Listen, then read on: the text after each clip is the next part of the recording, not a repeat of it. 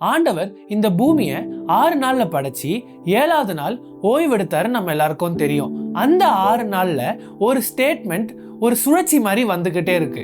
சாயங்காலமும் பகலும் முதல் நாள் ஆயிற்று, சாயங்காலமும் பகலும் 2ஆம் நாள் ஆயிற்று.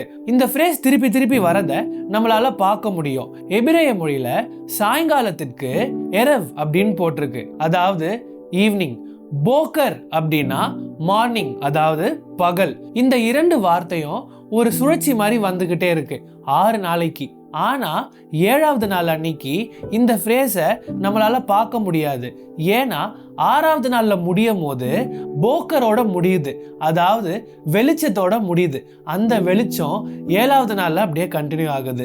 இதுல இருந்து நமக்கு என்னங்க தெரியுது?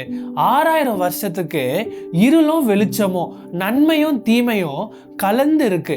ஏன்னா இப்போ 6000 வருஷத்துக்கு கனெக்ட் பண்ண அப்படின்னா பேதுரு சொல்றாரு, ஒரு நாள் ஆண்டவருக்கு 1000 வருஷம் போல இருக்கு அப்படின்னு சொல்றாரு. அப்போ ஒரு நாள் 1000 வருஷம் அப்படின்னா 6 நாள் 6000 வருஷம். அப்போ இந்த 6000 வருஷம் இந்த பூமியில நமக்கு கஷ்டங்கள் பாடுகள் இருக்கதான் செய்யும்.